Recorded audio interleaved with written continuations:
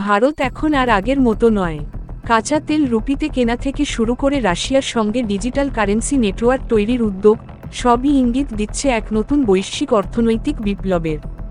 Swift বা ডলারের দাদাগিরি ছাড়াই কিভাবে ভারত নিজস্ব শর্তে আন্তর্জাতিক লেনদেন করছে, আর কিভাবে এই পদক্ষেপ আমেরিকার একাধিপত্যে আঘাত করছে, আজ আমরা জানব সেই গল্প। ডিজিটাল রুপি, ডিজিটাল রুবল এবং মাল্টি কারেন্সি কূটনীতির মাধ্যমে কি সত্যিই ভারত ডলারকে চ্যালেঞ্জ ছুড়ে দিচ্ছে? চলুন খুঁজে দেখি আজকের এই বিশেষ ভিডিওতে। তো যে ডলারের আমরা ছোটবেলা থেকে যেন ঈশ্বরের মতো পূজা করে এসেছি, যার এক ঝলক দেখলেই মনে হতো যেন এখন পুরো পৃথিবী আমাদের মুঠোয়, আজ সেই ডলারকেই ভারত প্রকাশ্যে উপেক্ষা করে দিয়েছে। না কোনো বোমাবর্ষণ, না কোনো গুলি, না কোনো যুদ্ধ, শুধু একটি সই, আর আমেরিকার ভিত্তিই কেঁপে উঠল। আসলে এক সময় ছিল যখন আমেরিকা ভাবত ভারত এমন এক দেশ যাকে সবসময় ভয় দেখিয়ে রাখা যায়, কখনো ওষুধ দিয়ে, কখনো ডলার দিয়ে, তো কখনো আন্তর্জাতিক চাপে। কিন্তু এখন আর ভারত কেবল শোনে না, ভারত করে দেখায়। কারণ আমেরিকা সরাসরি হুমকি দিয়েছিল, যদি ডলার ছাড়া লেনদেন শুরু করো তাহলে 150% ট্যাক্স বসানো হবে। কিন্তু ভারত না কোনো প্রেস কনফারেন্স করল, না কোনো প্রতিবাদ, শুধু হেসে এক এমন চাল চলল যাতে ওয়াশিংটনের দেয়াল পর্যন্ত কেঁপে উঠল। পুরো ঘটনার বিস্তারিত বোঝার আগে অনুরোধ রইল ভিডিওটি একটা লাইক দিয়ে চ্যানেলটি সাবস্ক্রাইব করে নিন।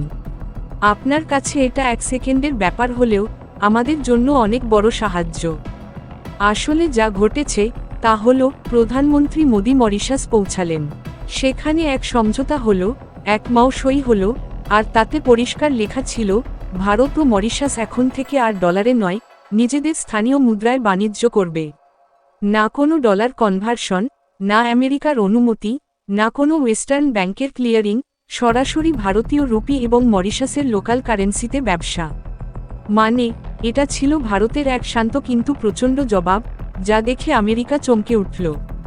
বুঝে গেল, ভারত এখন গ্লোবাল ট্রেড ওয়ারে ঝাঁপিয়ে পড়েছে, এবং এমনভাবে ঝাঁপিয়েছে যেখানে খেলা আর অন্যদের নিয়মে হবে না, খেলা এখন ভারতীয় নিয়মে চলবে। আর এইটাই শুধু শুরু, কারণ মরিশাস শুধু এক দেশ, এখন সেই লাইনে শ্রীলঙ্কা, বাংলাদেশ, রাশিয়া ও ইউএই এর মতো দেশও এসে দাঁড়িয়েছে, যারা ভারত থেকে সরাসরি স্থানীয় মুদ্রায় লেনদেন করতে চায়। এটা কোনো ছোট ঘটনা নয়, বরং এক নীরব বিপ্লব, যা পৃথিবীর সবচেয়ে বড় অর্থনৈতিক শক্তি আমেরিকার ভিত নাড়া দিচ্ছে। এখন আপনি ভাবুন যে ভারত এক সময় কেবল শুনত, আজ সে ডলারের বিরুদ্ধে যুদ্ধ ঘোষণা করেছে, আর তাও কোনো অস্ত্র ছাড়াই, কোনো সেনা ছাড়াই, শুধু বুদ্ধি, কৌশল ও আত্মনির্ভরতার জোরে। কিন্তু বড় প্রশ্ন হলো, এই যুদ্ধের সূচনা কিভাবে হলো? আসল গল্পটা কোথা থেকে বদলে গেল? আর ভারত কিভাবে আমেরিকার চোখে চোখ রেখে বলে দিল, এখন বন্ধুত্ব তোমার শর্তে নয়, আমাদের শর্তে হবে।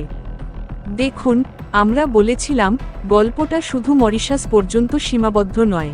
এটা ছিল এক শুরু, এক সংকেত যে ভারত এখন একের পর এক দেশের সঙ্গে ডলারমুক্ত বাণিজ্যের এক নতুন ধারা শুরু করে দিয়েছে। শ্রীলঙ্কা, বাংলাদেশ, রাশিয়া, ইউএই, এরা সবাই এখন সেই লাইনে দাঁড়িয়ে যারা ভারত থেকে লোকাল কারেন্সিতে ট্রেডে রাজি। এবং এখানেই আমেরিকার আসল ভয়, কারণ ডলার শুধু একটি নোট নয়, ডলার হলো আমেরিকার সবচেয়ে বড় অস্ত্র। বিশ্বের প্রতিটি দেশ, হোক সে তেল কেনা, ওষুধ বা প্রযুক্তি কিংবা সোনা, সবকিছুর জন্যই ডলারেই দাম চুকাতে হয়। আর এখান থেকেই আমেরিকা চালায় তার রাজনীতি। যে দেশ কথা শোনে না, তার উপর বসে যায় স্যাংশন। মানে, এটা হলো এক প্রকার জোর করে চাপিয়ে দেওয়া নিষেধাজ্ঞার জাল। আসলে সুইফট পেমেন্ট সিস্টেমের নিয়ন্ত্রণ আমেরিকা ও ইউরোপীয় দেশগুলোর হাতে, যার মাধ্যমে গোটা বিশ্বের অধিকাংশ আর্থিক লেনদেন হয়ে থাকে। এবং যেহেতু এই সিস্টেমের নিয়ন্ত্রণ তাদের হাতেই, তাই বিশ্বের কোন কোন দেশের মধ্যে কত টাকা লেনদেন হচ্ছে সেটা তারা সরাসরি দেখতে পায়। ফলে যেসব দেশ আমেরিকা বা ইউরোপের মনমতো চলে না, তাদের উপর নিষেধাজ্ঞা চাপিয়ে দেয় এবং সুইফট সিস্টেম থেকে তাদের বাদ দিয়ে দেয়। আর কোনো দেশ যদি সুইফট থেকে ছিটকে পড়ে, তখন সে কার্যত পুরো বিশ্বের আর্থিক ব্যবস্থার বাইরে ছিটকে পড়ে, না সে ডলার পায়, না কোনো পণ্য কিনতে পারে, না প্রযুক্তি পায়। ঠিক এমনটাই ঘটেছিল রাশিয়ার সঙ্গে। যখন রাশিয়া ইউক্রেনে হামলা চালায়, তখন আমেরিকা তাকে সুইফট সিস্টেম থেকে বাদ দেওয়ার চক্রান্ত করে। কিন্তু রাশিয়া মাথা নোয়ায়নি, বরং ভারতের সঙ্গে মিলে এক বড় সিদ্ধান্ত নেয় ডলারকে সাইডলাইনে রাখার। ভারত ও রাশিয়া বলল, এখন থেকে আমাদের না সুইফট দরকার, না ডলার, না আমেরিকার অনুমতি। এর মধ্যেই রাশিয়া প্রস্তাব দেয় তারা ক্রিপ্টোকারেন্সি বা স্থানীয় মুদ্রায় বাণিজ্য করবে। ভারতের জন্য এটা ছিল দ্বিগুণ লাভের চুক্তি, কারণ একদিকে সস্তায় তেল পাবে, অন্যদিকে আমেরিকার আধিপত্যের বিরুদ্ধে জোরালো জবাবও দেওয়া যাবে। এই পরিকল্পনার গন্ধ পেয়ে আমেরিকা সঙ্গে সঙ্গে ভারতকে হুমকি দেয়, যদি ডলার ছাড়ো তাহলে বিশাল ট্যাক্স বসানো হবে। কিন্তু ভারত চুপ থাকে, না কোনো বিবৃতি, না কোনো বিতর্ক, শুধু কার্যকর পদক্ষেপ। প্রথম পদক্ষেপে ভারত আমেরিকার দেওয়া F-35 ফাইটার জেটের প্রস্তাব প্রত্যাখ্যান করে। আমেরিকা চাইছিল চীনের ভয় দেখিয়ে ভারতকে দামি জেট কিনতে বাধ্য করা হোক, কিন্তু ভারত সোজা বলে দেয়, ধন্যবাদ, কিন্তু আমাদের দরকার নেই। দ্বিতীয় পদক্ষেপে ফাইটার জেট ইঞ্জিনের টেন্ডারে রাশিয়াকেও অন্তর্ভুক্ত করে দেওয়া হয়। জানিয়ে রাখি, এই টেন্ডার আগে কেবল আমেরিকাই পেত, কিন্তু এবার তা হলো না। তৃতীয় পদক্ষেপে ভারতের তেল কেনার পদ্ধতিতে পরিবর্তন আনা হয়। মার্চ মাসে ভারত আমেরিকা থেকে তেল কেনা কমিয়ে দেয় এবং আবার রাশিয়া থেকে সস্তা তেল কেনা শুরু করে। এই সব পদক্ষেপের ফলে আমেরিকার সাপ্লাই চেইন, উপার্জন ও রাজনৈতিক দখল তিনটিতেই বড় ধাক্কা লাগে। কিন্তু ভারত এখানেই থেমে থাকেনি, বরং প্রধানমন্ত্রী মোদির মরিশাস সফর ছিল ভারতের আসল চাল, যেখানে একটি চুক্তি হয় যে না ডলার ব্যবহার হবে, না ডলার কনভার্সন, বরং লোকাল কারেন্সিতে বাণিজ্য হবে। এতে উপকার কি? না কোনো ডলারের দালালি থাকবে, না কোনো এক্সচেঞ্জ রেটের সমস্যা। অর্থাৎ দুই দেশের মধ্যে পণ্য কেনাবেচা সরাসরি ভারতীয় মূল্যে হবে, এতে সময়ও কম, খরচও কম। এবং এখান থেকেই খুলে গেল নতুন এক পথ। শ্রীলঙ্কা, যে দেশ ডলারের অভাবে ডুবে গিয়েছিল, সে ভারত থেকে রুপি ঋণ নিয়ে ব্যবসা শুরু করে। বাংলাদেশ ভারত থেকে সরাসরি রুপিতে বাণিজ্যে সম্মতি দেয়। এমনকি ইউএই, একটি ধনী দেশ, এখন সরাসরি দিরহাম রুপি ট্রেডে রাজি হয়ে গেছে। আর শুধু ইউএই নয়, এখন আরও অনেক দেশ ভারতের সঙ্গে লোকাল কারেন্সিতে বাণিজ্য করতে প্রস্তুত। বরং ভারত তো গত বছরই একবার কাঁচা তেল কেনার জন্য সরাসরি রুপিতে পেমেন্ট করেছিল।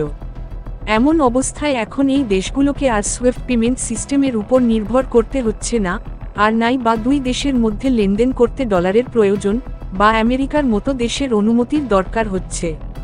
কিন্তু গল্প এখানেই শেষ নয়।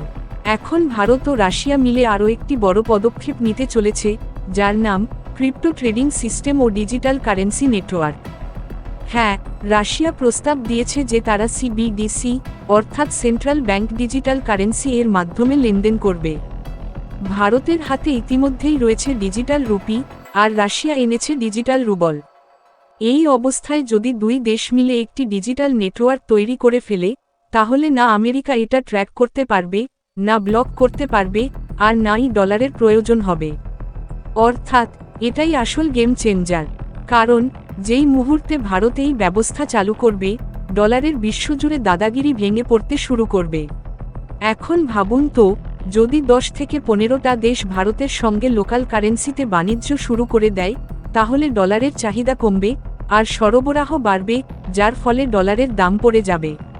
আর যখন ডলার দুর্বল হবে, তখন আমেরিকা আর তার সেনা পাঠাতে পারবে না, সাবসিডি দিতে পারবে না, এমনকি পৃথিবীর উপর তার প্রভাবও খাটাতে পারবে না।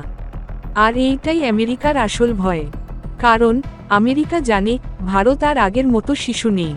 এটা নতুন ভারত, যে বন্ধুত্ব করে, কিন্তু নিজের শর্তে।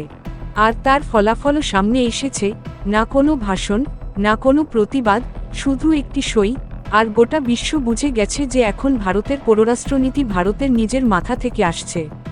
Multi currency, multi partner, independent diplomacy, এখন এটাই ভারতের নতুন পরিচয়, যা কূটনৈতিকভাবে বাস্তবায়িত হচ্ছে। এখন যখন ভারতের মতো একটি দেশ ডলারকে পেছনে ফেলছে, তখন সরাসরি প্রশ্ন, কাল হয়তো ডলার থাকবে, কিন্তু তার দাদাগিরি পুরোপুরি শেষ হয়ে যাবে। আপনার কি মনে হয়, ভারতের এই রুপিতে লেনদেন করার কূটনীতি কি সত্যিই ডলারের আধিপত্যকে চ্যালেঞ্জ জানাতে সফল হবে?